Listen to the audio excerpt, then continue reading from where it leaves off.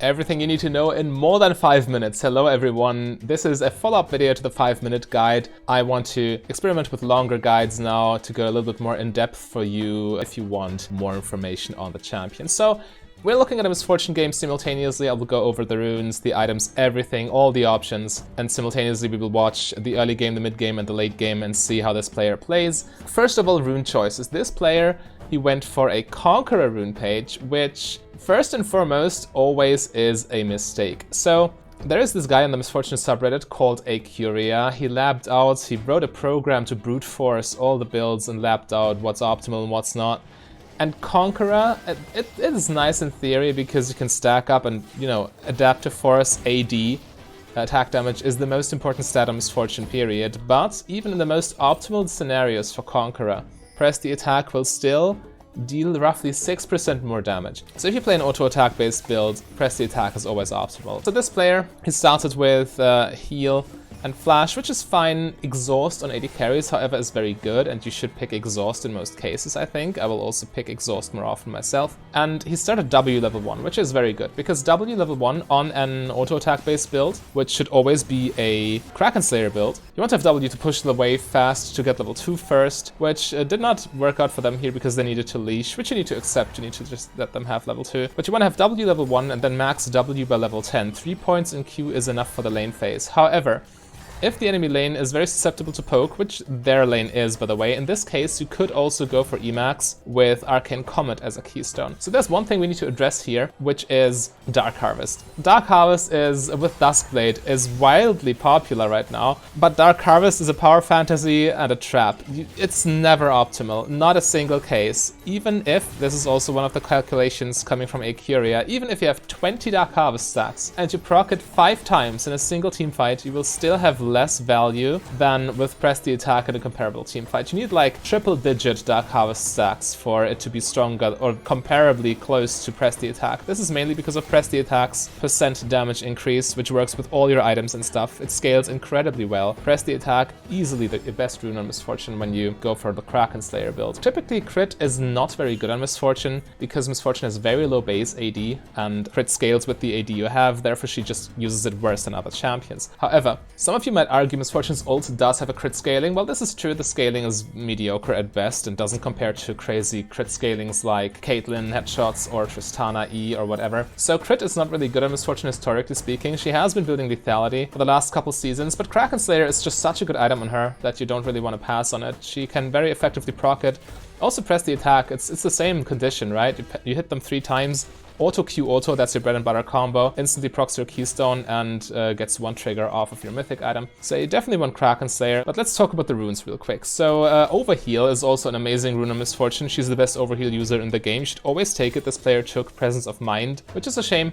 Presence of Mind is also a decent rune, but Overheal is just so incredibly broken on Misfortune because her W movement speed passive is uninterruptible for as long as you're shielded, and you definitely want to make use of that. She's also a very good lifesteal user because her left tap applies lifesteal, her Q applies lifesteal, and you want to stack AD on her anyway because of her crazy AD scalings on ultimate and love tap. So this is the general idea, and the build in high elo, many players, even challenger players, are going Duskblade and Dark Harvest. Some of you might argue, isn't that proof that it's correct, that you should always go Duskblade, Dark Harvest and stuff? And the answer is pretty clearly no.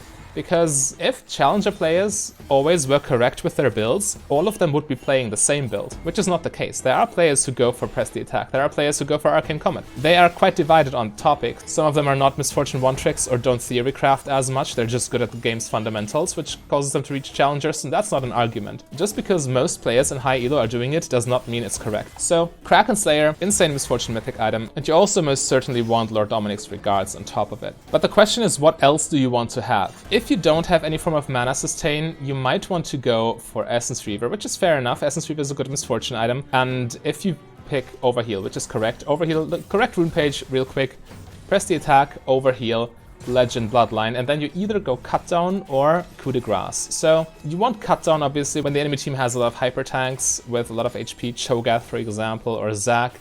Dr. Mundo or Vladimir because he's HP stacking too. But coup de grace is never really wrong because you will deal with tanks rather easily. So the correct build for Misfortune, you pick a lifesteal item. This can be either Bloodthirster or Blade of the Ruined King or even Sanguine Blade, depending on what you prefer. And Kraken Slayer, this is our core. Lifesteal item plus Kraken Slayer. And then the next item is always Lord Dominic's Regards because it's insanely strong on Misfortune. Misfortune's ultimate loves armor penetration, and also the Giant Slayer passive deals with tanks. So even if you didn't take Cut Down, you're fine there when you have this item. The next item then is pretty much always Infinity Edge because it's just a perfect condition for the item. You should activate the passive even without Bloodthirster because Mythic item plus Lord Doms plus IE is exactly 60% crit. And then Misfortune can pretty much buy any situational item she wants to. For example, defensive item like Mercurial Scimitar or even Guardian Angel, what have you. Lastly, you can sell boots for rapid fire cannon. It is viable. Misfortune doesn't really need boots in the late game. In the early game, I mean, boots are just broken, which is why every champion buys them, so I wouldn't recommend a non-boots playstyle. But talking about playstyle, Misfortune, she is very, very strong in the early game because of her bursty trading pattern. Most AD carries need a lot of time to get their damage off and multiple autos, but Misfortune, with her laugh tap, she can just Q auto and back off. Or ideally, when you play press the attack, auto Q auto back off, trigger PTA, and then get out of there and repeat. So in this lane, we see Misfortune is having some pressure, and she also has some gank assist with her E, her Make It Rain. You can see right there she tries to slow the Jhin, which is of course not that optimal against Thresh. Whenever you gank a Thresh lane, you always want to focus on Thresh because of his Lantern. You can just get his teammate out, so that doesn't really work. But in general, Misfortune's quite good. In this situation, she is a little bit torn apart. She needs to attend her wave and also attend the gank. So, a little bit awkward for her. But yeah, level 6 is obviously a huge power spike. Misfortune's ulti, it's not that good for dueling because enemies can, or single enemies can get out of there, but for teamfights it's just amazing. So if you're a beginner AD carry, this is also when Misfortune is a great pick, because even if you're not yet that good at kiting and stuff, you can still have great teamfight impact with your ultimate. However, just because Misfortune has a good early game doesn't mean you necessarily need to win every single lane phase. She also scales quite well because of her rather efficient crit itemization with Kraken Slayer. Quick side note, if you play Emax Arcane Comet, you don't go for Kraken Slayer, but you go for a Manamune build with Eclipse for your mythic item, and then you transition into crit with Essence Reaver, Lord Doms, and Infinity Edge. But if you go for the PTA playstyle, you always want Kraken Slayer, and obviously crit is one of the hardest scaling stats in the entire game, so you are fine in the late game even if you don't win lane. Winning lane is also not really in the AD carry's hands all of the time, or most of the time, because supports are way more impactful in the early game, as supports work without items and AD carries need items to scale. So if you lose lane, no worries, Misfortune has the means to scale into the late game. But this is also one of the risks you avoid when you go for the Kraken Slayer build. If you go for Emax Arcane Comet, then you kind of have to win lane. So never ever pick Emax Arcane Comet if the enemy is just way too safe. For example, in a Yuumi lane they can heal off all your poke damage, or in a Lulu lane they can shield your poke on reaction way too easily. This is however still a viable playstyle if your support is on the same page. For example, if you lane with a Vel'Koz, who is also a champion that needs to poke a lot and win lane by reducing the enemy's health bars. With double poke you can penetrate shielding and healing a little bit. However, the press the attack version is way safer because even if you don't win lane, you can still push waves with your attack speed. Attack speed, by the way, an important keyword because it allows you, even without presence of Mind, Mana Flow Band, or Biscuits, to manipulate minion waves to push without wasting your abilities. Just your W is enough for that, but let's real quick look at the team fight and how Misfortune positions here and what you need to do. So we see Lee Sin coming in, Misfortune stays in the back, heals her support. Never really overcommits because Jhin bullets, you know, are threatening. And you need to go on the tower very quickly against Akali, because Akali insta-deletes you. Any assassin pretty much, especially in the early game where you can't really duel. When you play a Sanguine Blade version of the Kraken Slayer build, then you should be fine. But yeah, this is also very important. You see when she ulted, most Misfortunes, or many Misfortunes, especially in lower elo, make the mistake of not auto-attacking enough. They ult right at the beginning of the teamfight to just get that off and to get their most important ability. But if you are in auto-attack range, you're way better off doing that first, because ult has a way longer range than your auto-attacks. So only if you can't reach them anymore with autos, or if it's not safe enough to go in to auto-attack without dying, then do you press your R. This Misfortune went relatively even in lane. We are going near the end of lane phase. However, both towers are still standing. This tower obviously a little bit more damaged, but you pretty much need to stay in lane until one of the towers falls, or else you're just giving your enemy free farm and you just fall behind in levels and in gold. Gold being the most important factor here, because AD carries, again, you need items to scale into the game. This issue of scaling got a little bit better on AD carries nowadays because the crit mythic items are so incredibly efficient, but still you do want to ensure your team's late game. Without an AD carry, late game is quite difficult to play. So it's your job to make sure you get that gold and get these items ultimately. So you see Misfortune's team is rather busy here fighting in the mid lane, but she patiently stays in the bot lane, taking those waves, getting that farm. If you look at the numbers, she's at 100 CS at 13 minutes, which is a little bit on the lower end, but you need to keep in mind there were a lot of fights and skirmishes, so you need to give up CS. Always help your team if you can, even if that means giving up farm, because what's 6 minions worth of gold when instead you can get a kill and prevent the enemy from getting a kill at the same time. So now we're getting to the end of lane phase. Misfortune did finish a Kraken Slayer, Jhin finished his Gale Force, and both teams want to take that dragon now. Let's look at this team fight. Misfortune joins late, but it's a 3v3 even without Misfortune, so she joins to give numbers advantage, and her ult is really the nail in the coffin here. She couldn't get in range fast enough to auto attack, so ulting here is perfectly legitimate. Again, if you can auto, you should auto. If you can't, you should press R. And here you need to be very careful not to get sandwiched by 2 enemies at once. So if you rewind real quick, Akali is threatening the flank. They chase down the Thresh and they don't know who's in Fog of War.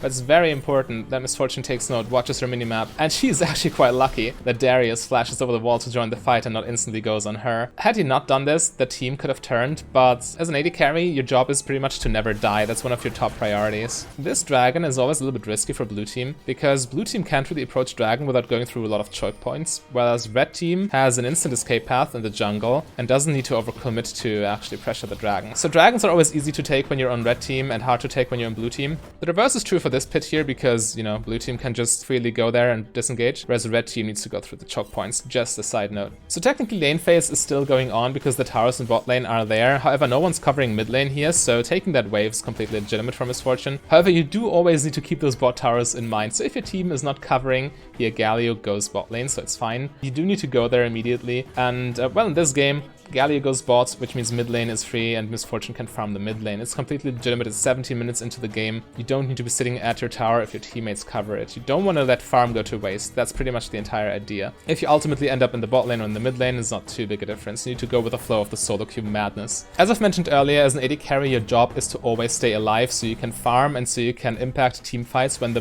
threatening crowd control abilities are on cooldown. Here we see what not to do. Misfortune essentially front lines and face tanks the Thresh hook. Nothing bad happens here, but these situations are always so scary because the enemy could easily engage on you if they wanted to, or if Thresh had proper backup. You never want to risk this because it's just unnecessary. You never gain anything from getting that extra minion when you put it in perspective of what you could lose if the enemy just gets a random kill on you. Dealing consistent damage in team fights is what AD carries are made for, so if you just go in first and are the first one to die, that's disastrous for your team.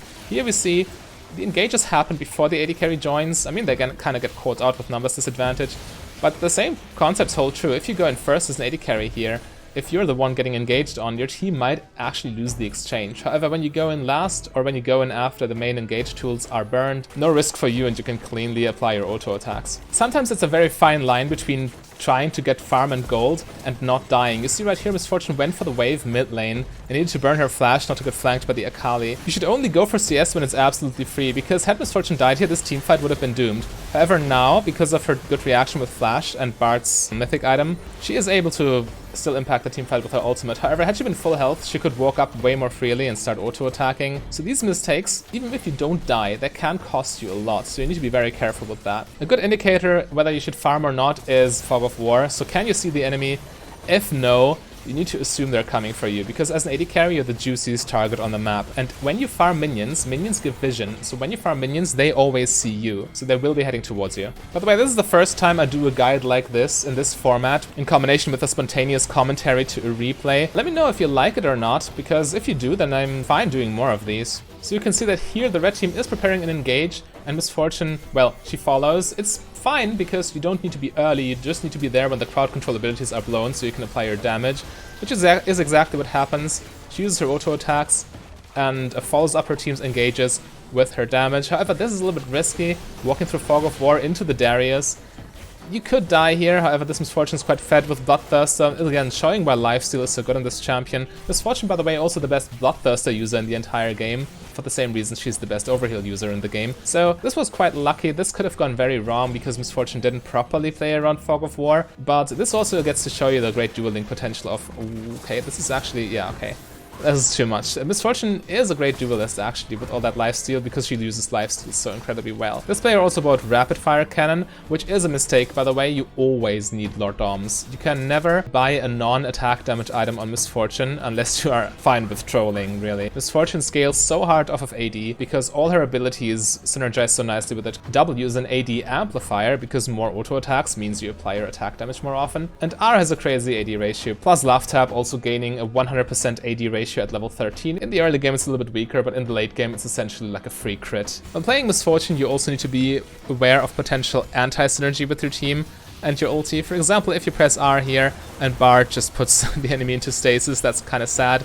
However, Misfortune still plays the fight correctly. Your ult is not as big a deal when you play crit Misfortune because a lot of value is in your auto attacks, so you can still play this team fight normally. However, just a heads up, if you play the Emax Arcane Comet version, you need to be very careful with when you press R, because R will be a big portion of your damage in fights like these. However, you can see here, she's dancing right outside the edge of the team fight, trying to influence it with Rapid Fire Cannon. Yes, Rapid Fire Cannon has nice utility, I'm the first one to admit that, but again, the item is still not optimal, please trust me on this one. So if you follow all of these instructions, you should hopefully be able to get your Misfortune game to the next level. And assuming your main role is AD carry, I've got a lot of AD carry guides on this channel, and you can check them out by clicking the playlist on your screen right there.